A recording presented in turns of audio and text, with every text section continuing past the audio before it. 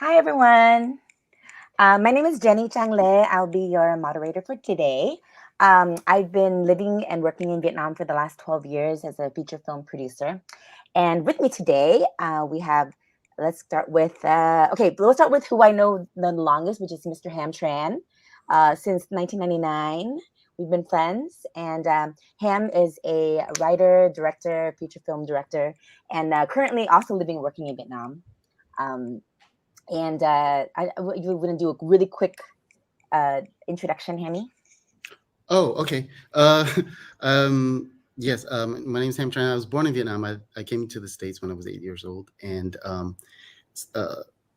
I studied film at UCLA. And my thesis film was shortlisted for the Academy Awards, which helped me to make my first feature. And Journey from the Fall, which premiered at Sundance. And then I've made 5 features now. So I just wrapped my sixth. And yeah, I'm really happy to and so honored to be a part of this panel. I'm so glad that we were able to find the time to do it. Yeah. I'm in Vietnam, and we just came out of lockdown like 2 weeks ago, and Oh so my it God. felt so good to go outside. Hmm. We've been in this, we were in lockdown for 6 months, nearly. Yeah. Yeah. And then we have Ross Katz coming in from New York, an executive producer of one of my favorite films, Lost in Translation. And if you could do a quick intro to yourself as well, Ross. Hi, I'm very pleased to be with such esteemed company. And I made my first trip to Vietnam about 2 years ago. And it has become for me when I can find that 1 month in my life where I can go and travel Vietnam. I want to do that. I'm a producer. Most well known as a producer, but I also am a director and a writer.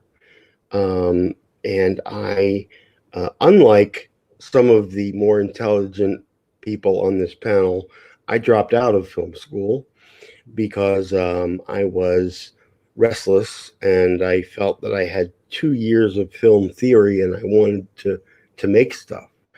I got my first job as a grip on Reservoir Dogs, which was a life-changing experience. I actually said yes to the job, and I didn't know what a grip was. Um, You need muscles. You just need muscles. yeah, it was. Yeah, it was trial by fire. And then I went and I worked with Sidney Pollack who has passed away, but was I think one of the great filmmakers, and for 3.5 years. Um, Moved on to New York. I did the opposite. I went to LA and then went back to the East Coast, but I'm from the East Coast. Um, and uh, Worked with a wonderful independent company called Good Machine. Three of the most esteemed members of the film community, James Seamus, David Lindy, and Ted Hope, ran the company, and that was really my master's. I think of it. I was there for almost 7 years. Started producing, and I started with a small film called Trick. Then I made a small film called In the Bedroom, which somehow became a big film, but it was made on a wing and a prayer. And then produced Lost in Translation, which we shot in Japan, and Marie Antoinette, and a whole host of other things. Started directing in 2009 with a film for HBO called Taking Chance. And I've directed 3 films, and I think I've produced maybe 8 or 9. I have to check, 10. Um, and so I have my own company called Sui Generis Pictures. And I genuinely love all 3 disciplines. Love producing, a very hands-on producer, always there, always on set, always, and for the right thing, directing and writing. Thank you, Ross. Yeah, I'm with you. I'm a very hands-on producer as well, and actually I didn't go to film school. I studied anthropology. Probably better. Yeah, I just wanted to know more about people and cultures. So. Hmm. And then we have Miss Dona, also a fellow Le, but not related, Yes. and did the Asian fantasy, and then. Hi, I am Dona Lee. My parents are Vietnamese boat people who came to the States in the late 1970s. So I was born and raised here, grew up in the Bay Area, went to college and studied German and music at Harvard, also totally useless. But then eventually found my way to becoming a screenwriter. And last year, 2020, I was selected for the Cape New Writers Fellowship. That's the Coalition for Asian Pacifics in Entertainment.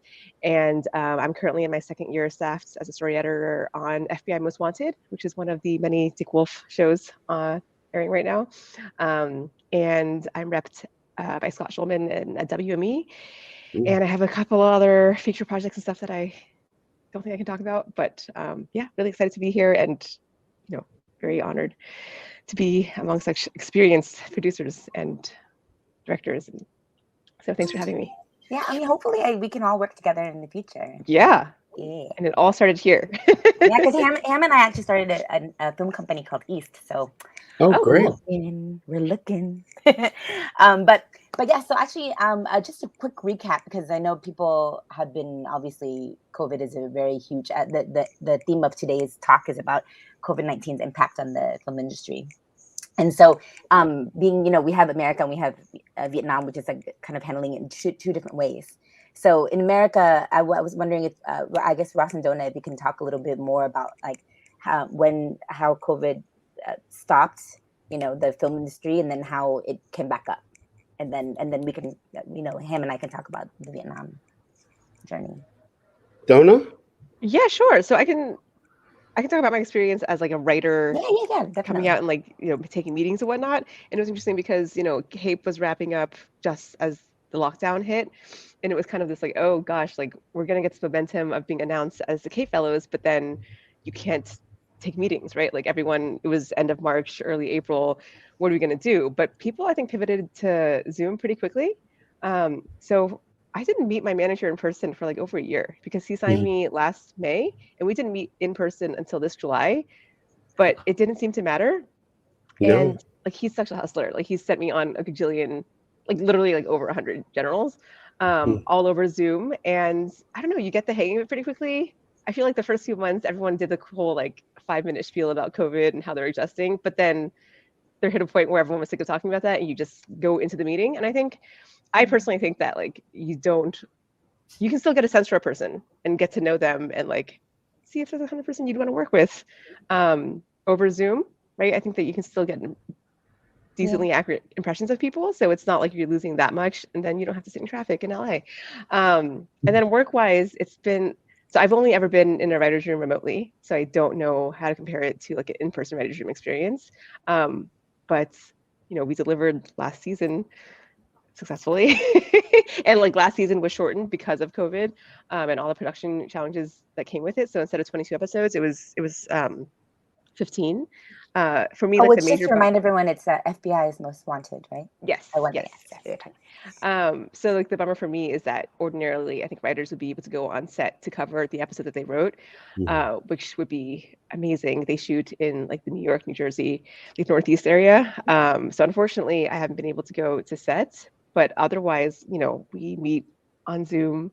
The writers that I work with are all amazing, and I feel lucky to be in like a really, really fun and like happy room, I guess. Like you hear the horror stories about people being toxic or like inter-room politics and whatnot, and maybe I'm oblivious, but I haven't felt any of that. It's been such a great experience, and like we're actually in production for my episode. That's true, but don't tell my showrunner. But also, for those of you who don't know CAPE, it's the Coalition of Asian Pacifics in Entertainment. And you were mentioning that like last year you went through the writing program, right? Yeah, so I was one of 8 fellows selected for last year, and then that's how my manager found out about me because they did an announcement in Deadline. So that's how my manager read me, and then so I ended up meeting him for the first time because I signed with WME this past summer, and then so I like went back to LA. I live in Vegas right now. Went back to LA for like an in-person meeting with the team And it was just so odd. Like, because my manager and I, like, we text each other all the time, we talk on the phone all the time, and it's just odd, like, to have what feels like a close relationship, but like not having actually met them in Yeah. person. So that was trippy. But I'm wondering, yeah. I mean, I mostly do features, but I know that from watching behind the scenes of television series, usually writers are there on set. So in this kind of environment, are you guys watching it through Zoom, or do you not see it at all? We watch the dailies, yeah, and we're Okay, but part of not all the while pre-production shooting. calls. Yeah, Okay. no, yeah, there's just no way. So yeah, I'm part of all the pre-production calls, and then yeah, watch the dailies. So I like the experience of, especially I think network TV, of like adjusting on the fly to all the production challenges that have been exacerbated by COVID has been, I don't want to say awesome, but like it's a great learning experience, and I feel like just being like thrown in the deep end, of the pool and just having to learn how to swim is an experience that can't be replicated. So I feel fortunate to like be in that position to see, I don't know, like seeing how the sausage is made, I think is invaluable and will be useful like later on. So. And for you, Ross, having now having done production, before COVID, and now your first COVID production, can you talk a little bit about the experience with the latest Was feature that that you for just me? saw? Sorry. Yes, yes. Oh, yes, you, Ross. Yeah. Yes, I just produced a film that wrapped a little over a month ago. Um, and with a really truly wonderful cast and a magnificent, really one of the great global companies, Film Nation, that is known as kind of the cream of the crop in terms of film sales, but now as well in film production. I mean, they made Arrival. They made Promising Young Woman. So they've got Oscar nominations, and they were great. And it's hard to encapsulate it because as prepared as we were, we had a number of people who had made a lot of films during COVID, and we of course had a COVID supervisor. Um, it's not as fun when you're talking to everyone with a mask on. Um, there is a little bit less of a sense of camaraderie because you can't really see people, but safety was the absolute far and away most important thing, and protecting the actors who of course can't wear masks while they're delivering their performances. I learned very quickly about the stringent guidelines set out by the various unions, the SAG and the IATSE, DGA, and the film set is divided into zones. And Zone A, the red zone, is essential people only. And that is where the actors are. That is right on set. So normally when you would have a crew where they could just come and go and sort of free flow, you needed to stick to your zone. And there were aspects of making the film that if you were a person who was unvaccinated, there were a set of rules. And we also, I would say, this is not purely a producer issue. It's an everyone issue, particularly directors and cast. It is very expensive. The cost of bringing out people to test a crew multiple times a week is, significant six figures. And so it's not like people are saying, you know what, we're going to give you the budget of the film and we're going to add on the COVID costs. You now have to figure out how to make your film, including the COVID costs, and they are very, very expensive. If you can imagine, I mean, we were very lucky. We had it's a very contained film, and we had 1 day with extras. But every one of those extras had to be tested prior to arriving at set. And every actor had to be tested. And we had both PCR and rapid testing. The testing was on site. We had a tent set up, and you could not physically go to the set, which was a house, until you had been tested.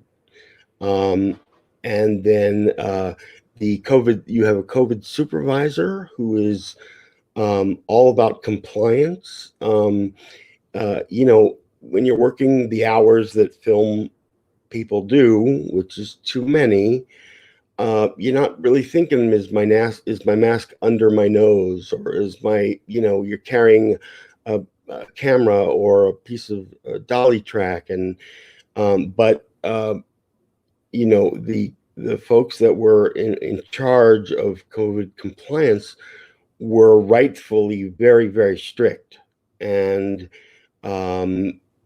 regardless of your position, if you know, it's very easy when someone calls for something on the radio, you rush and you get it.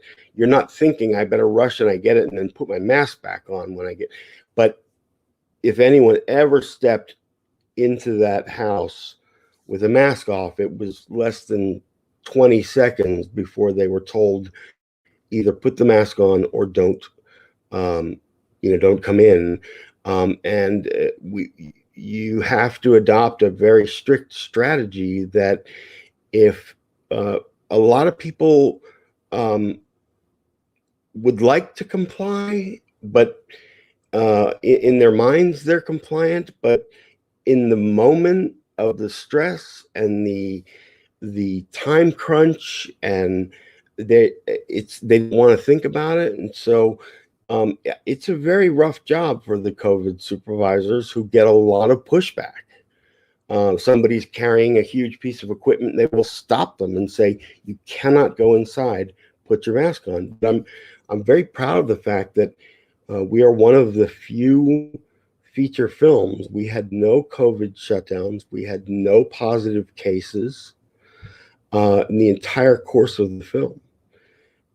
And so I would say it really is very important in pre-production.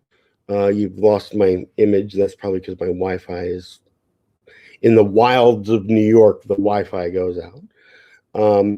But you really have to think through how you're shooting things, who's involved, who needs to be on set that day. Do you have a stunt person? Do you have an effects person? Do you need extra PAs? What are the ADs doing? Where are they located? Which zone are they in? Who is vaccinated? Who is not vaccinated? Who can eat lunch in a certain place based on vaccinations, and who has to eat lunch in a different place based on vaccinations?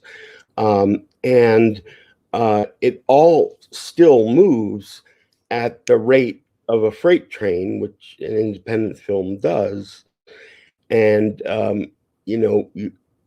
you have to constantly keep in mind that it is so easy to transmit this virus, that it might be 100 degrees outside, as it was in August, and very uncomfortable, sweaty and humid, but you have to do it.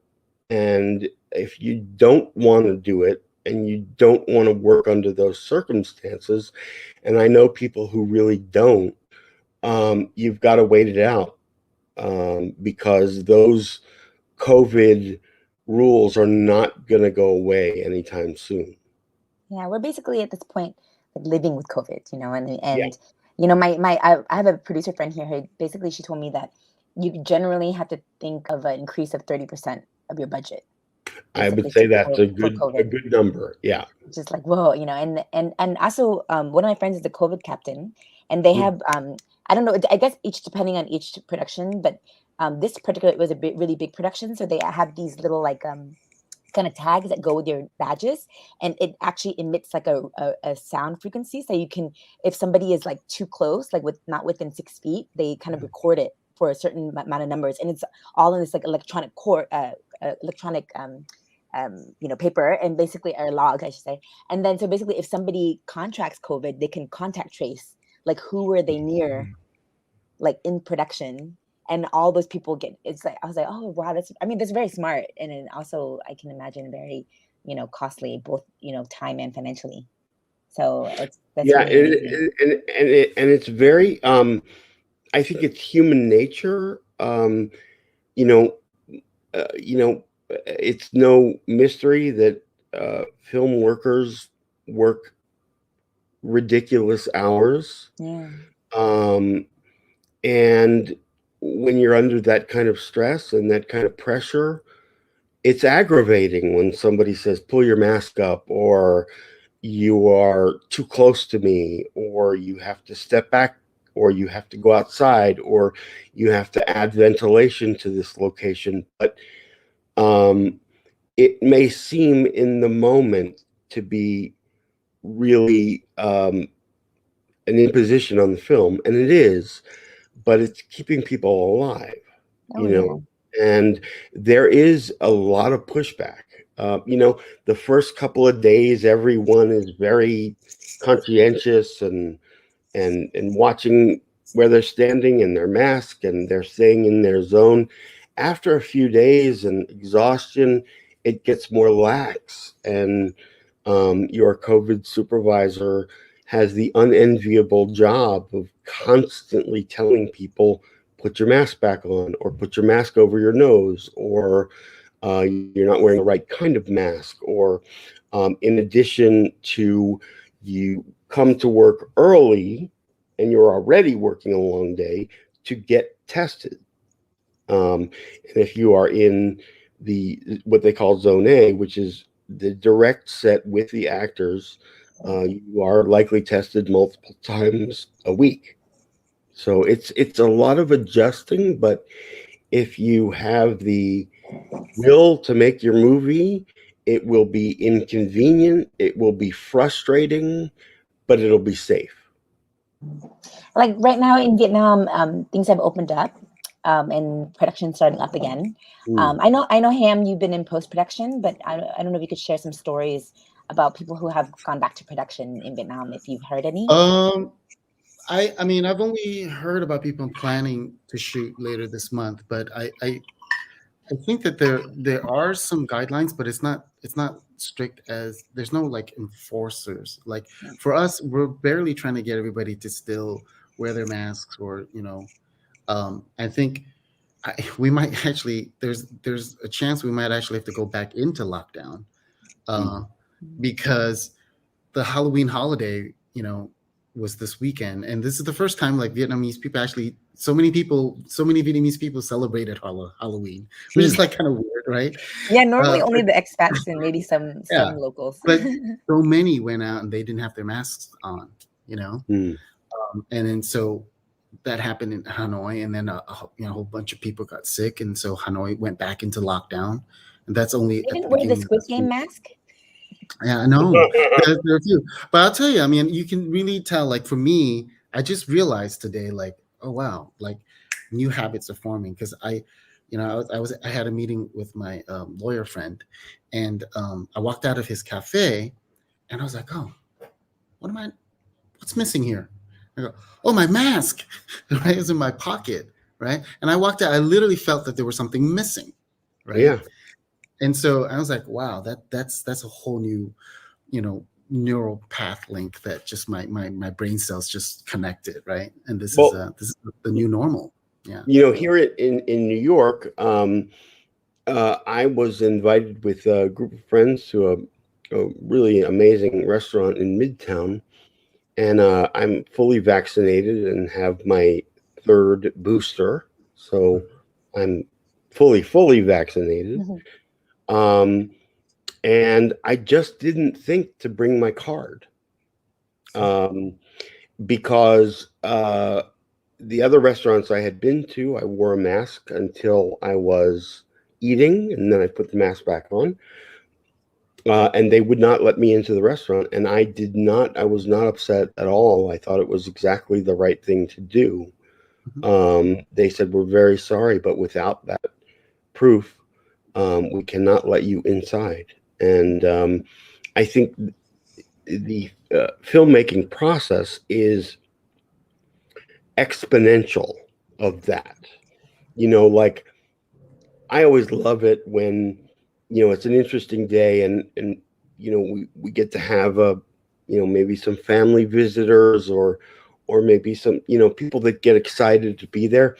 Absolutely no visitors, whether they are your husband or wife or mother or father, no, strict. And so when I went to meet someone who was visiting me out on Long Island, I walked about a quarter of a mile down the road, met him, chatted, and then went back. Where normally I would say, come on the set, and but you simply cannot have other people observing, or it needs to be the most minimal you can make the crew, which is not that minimal, but and there are so many little things, like, all of us, when we're dragging in that ninth hour of the day heading into 12 or whatever, we rely on grazing at craft service to get a snack, or, well, food cannot be exposed. It has to be wrapped. Your caterers have to hand you your food in a closed box. So it affects every aspect of the filmmaking process. Yeah, I mean, I was on a very small shoot, and then in the US, and then just it was a very 12-person crew, and one of the crew members just wanted to, because they had special food, they put it in the cooler, and then the COVID captain saw it and was just like, "Oh, no, we can't do that. That's like outside food. That's your own food." And it was wrapped in a bag, and they're just like, "No, they're very strict." And that was like a very small, non-union show, So. Yeah, and our caterers were great. I mean, they really pulled out all the stops. It was very hard for them because they want to provide something fresh and hot, and and at the same time, they can't kind of physically put the food in the box in front of you. The box, they have to do it in the truck or in the tent before you get there. So you say, I want the salad, they will hand you a box of salad. So it is, it really, the thing that I would do and will do going into the next film, now that I know, is really look at every department on your film, and what is the effect? What is the effect for pre-riggers, when who are maybe rigging lighting for you? 5 or 6 people. They need to be COVID safe, even though the full crew is not there. Your actors, there's rehearsal, and then there's makeup, and then so the people really in close proximity to the actors really can't wear masks quite a bit. I mean, when they're having their makeup done, when they're having their hair done, when they are rehearsing, and so the people around them have to be a force field to make sure that they either don't get sick or transmit sickness to you. And I think it really is important to, we all have production meetings before our films start. I think it's really important to have a crew-wide, be it on Zoom, or be it partially in person, really walk through with the crew, because there was for the crew that hadn't been through it before, it was sort of one surprise after the other. I can't do this, and I can't do this, and I can't do this. And, it is very important for everyone to very clearly know the rules.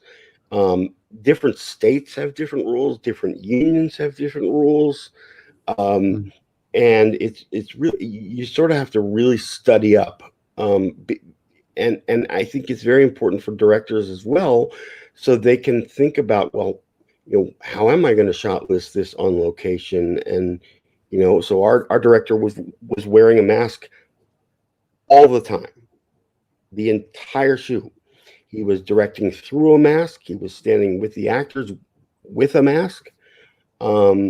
Not ideal and not easy for anyone, but it, as I was mentioning, we're really just grateful that we didn't have a single positive case, and we finished the film without any shutdowns or positive cases. And I've got so many friends that have shut down 2 times, 3 times, 4 times, because of COVID. So I think it's also tough, like you're talking about so much of the practical stuff, which is, of course, like I think the most important. But I think on the writer's end, like even before that, it's you don't want COVID restrictions to impact story, right? You right, don't want story to be shaped by it. You don't want to be like, oh, this is contained because or this takes place outside with 2 people, because like forcing the story to go that way. So it Yeah. was definitely a challenge to not like to be aware of all of those challenges and be aware of the budget and be aware, like, this needs to be makeable in the era of COVID, but also to not let it direct the story, to not let it impact it in yeah. a way that felt very obvious. And that has been an interesting challenge. Yeah, I mean, Well, along those. that is something that we were very concerned with, but we would sit there and say, okay, this takes place in a small room. Is there ventilation? Can we bring in ventilation? You aesthetically find a location and say, oh my God, this is the movie. This is what we wrote. This is what, and then you go, there's no ventilation. It's people are going to be on top of each other. But I think the And, great thing is that, like, at least for me, it's just shown that there's a gazillion ways to tell a story, right? You just have to yep, pick away.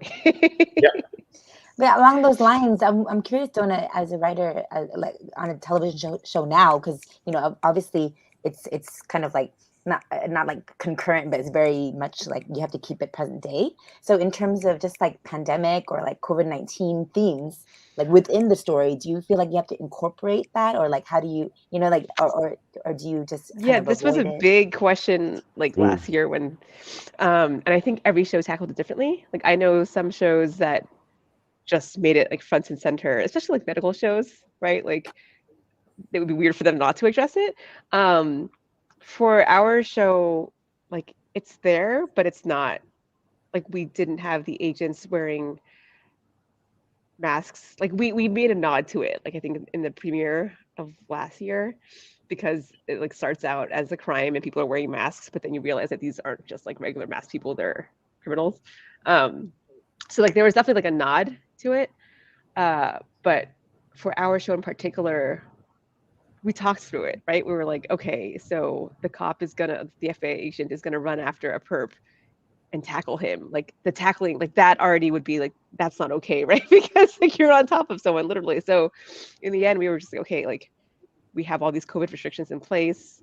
We're gonna be smart, and like if something doesn't have to take place in like someone's garage, right? Can this be them walking away from the garage, talking to each other outdoors about what, in the end, we didn't incorporate it into the storylines. Like, we mentioned like the agents, when they go into the room where they all hang out and like talk about the case, like in the very first episode of last season, like one person mentions like, oh, that agent's still getting tested, or like there was just like a nod to like, okay, and then that would kind of set the standard for, okay, that's, we're all going to make that assumption that everyone's been cleared and then resume with the story and not have to, because it was just too, for our particular show, and I think for any cop show, anything where people are getting arrested, people are in like cop cars together, like I think it's really hard to be like, oh, we can only have 2 people in this car.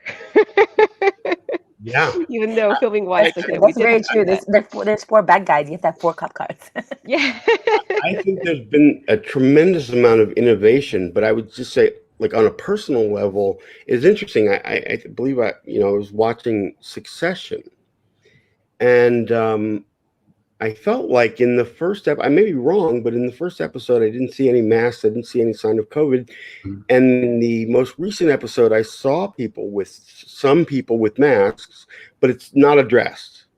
Mm. It's not, and I personally just felt that as a storyteller, I don't want to be tied to having to make my story a Zoom movie and make my story COVID related, and it's make believe, and people are looking for an escape, and then they have to turn on their TV and watch what they're living.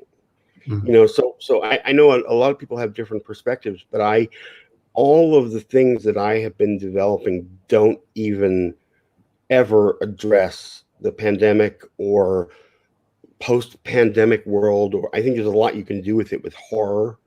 But I have, in terms of the movies that I've watched, I've enjoyed them less when they are, they've incorporated COVID into the story, because I just don't want.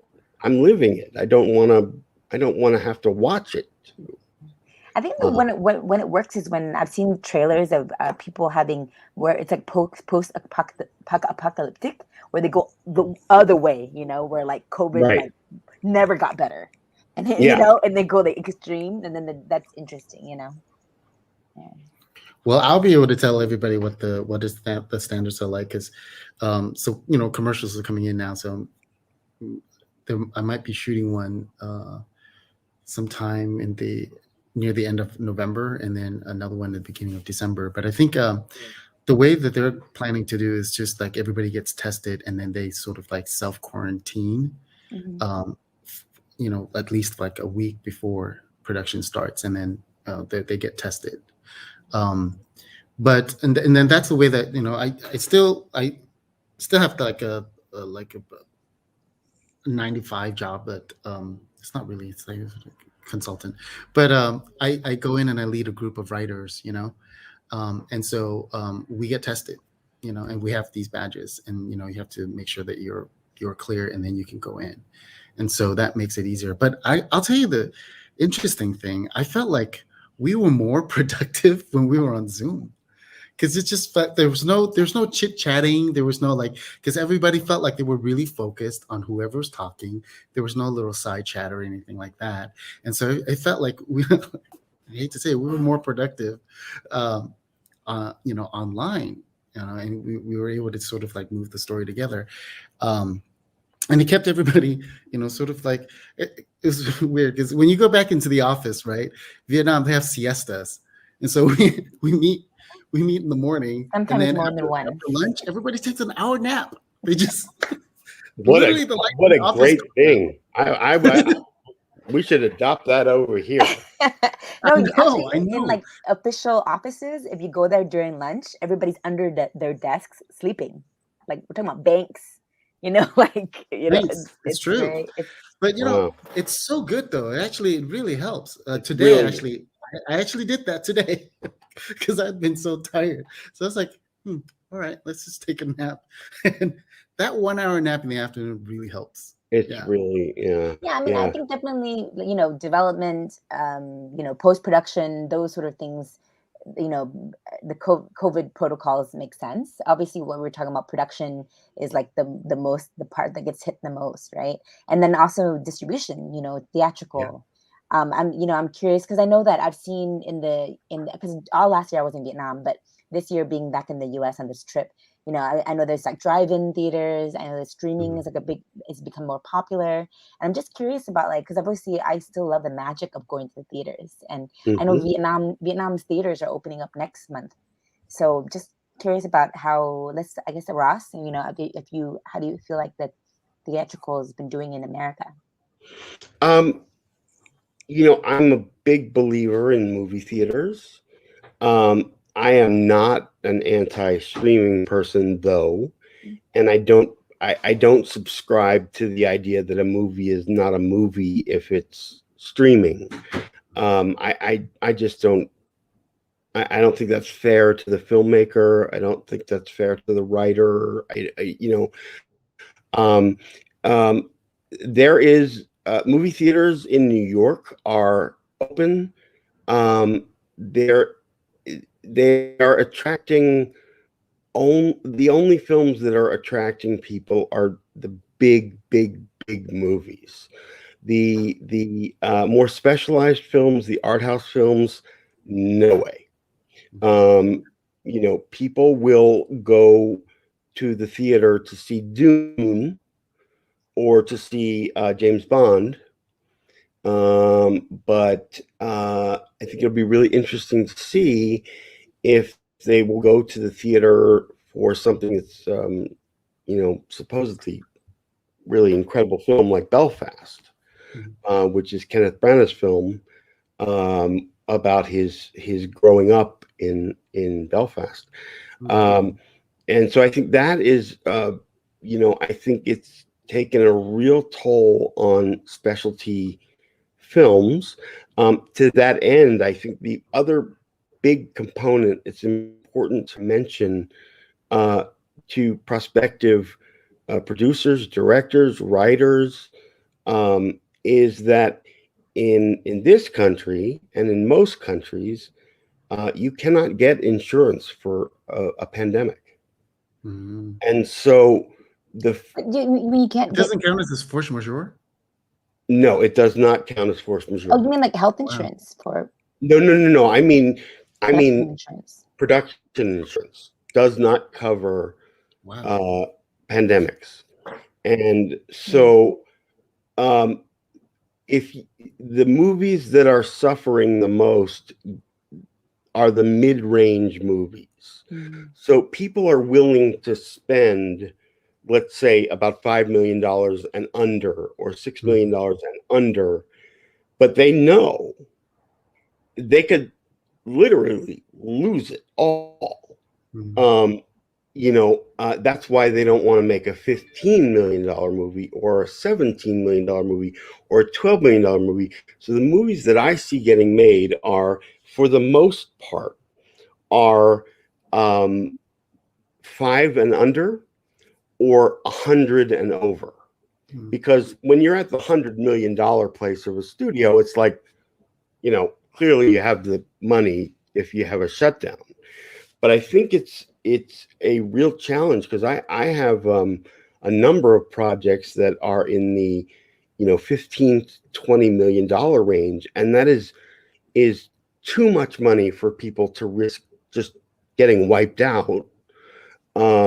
And not enough, and if you try to knock that into a $5 million movie, you've got to tell your story very differently. So I am very, in the UK, so many countries are friendlier to the arts than the US. There is a 500 million,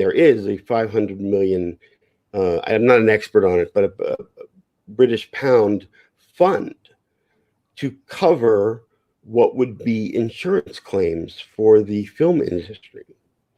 I really wish there apparently is a bill floating around in the United States Congress that the government would essentially become an insurer for film and television.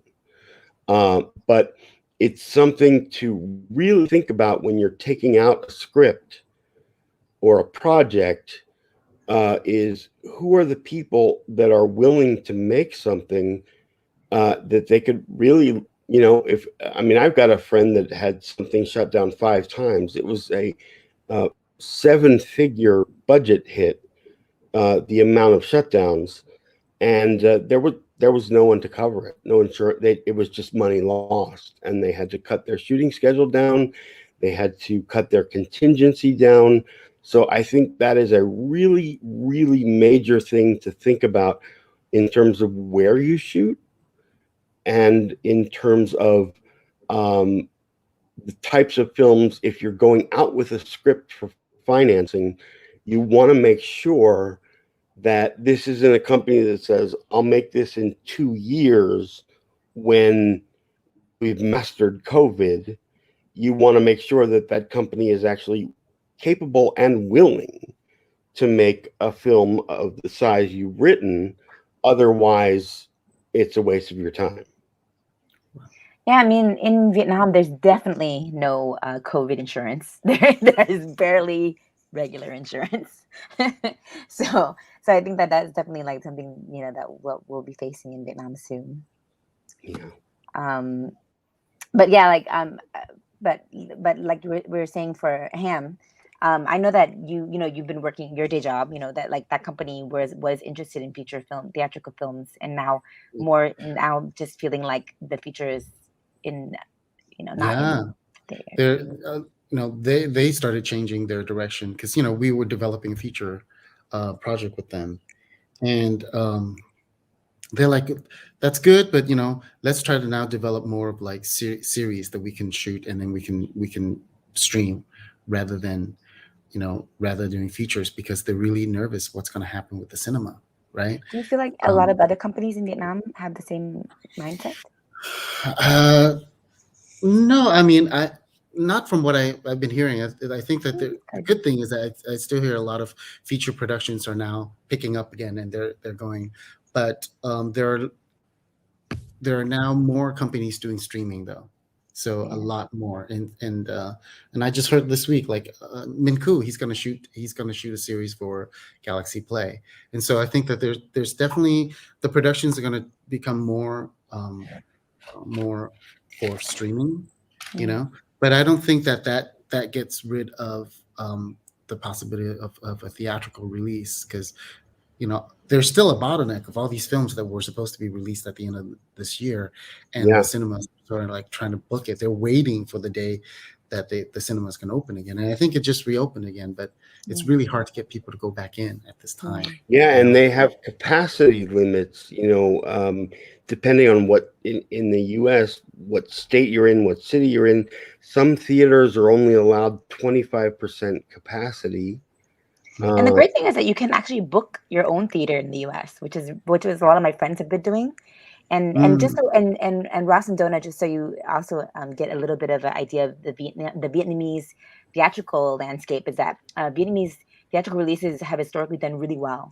You know, like there's still very much a strong movie culture. Because I think even before COVID in America, there was sort of like this sort of waning once streaming got more popular. But in Vietnam, it's still very much something that everybody loves to do. It, you know, and Vietnamese films in particular, when it's good, does even better than Hollywood films. So I mean, I think that it's good to keep positive, not or maybe I should say optimistic and not use the word positive. But no, but it was very encouraging that at the beginning of the year we had Boya, which made, you know, 10 million in the box office, right? That was the first time, you know, the film was able to do that kind of number. I don't know, 20, close to 20, wasn't it? It's like, yeah. Anyways, so it's amazing that a Vietnamese film could do that, like in March of 2021. Like, that's unheard of, you know. And so that was the thing that gave people hope that even though, like, at the end of 2020 the cinemas were closed down, that when there was a break, people rushed, you know. And I think it's only because we were in lockdown for 6 months that people were a little more hesitant and getting back in. And we're not even, I don't think we're even at 50% quarantined yet. I mean, vaccinated yet, you know. And so we haven't hit that tipping point yet. So I think we're still trying to get there. And I think the cinema department is still developing protocols, but I don't think they're as stringent as the American, you know, film industry protocols. I haven't heard of the zones yet. Yeah, so. and I'm very optimistic, because I think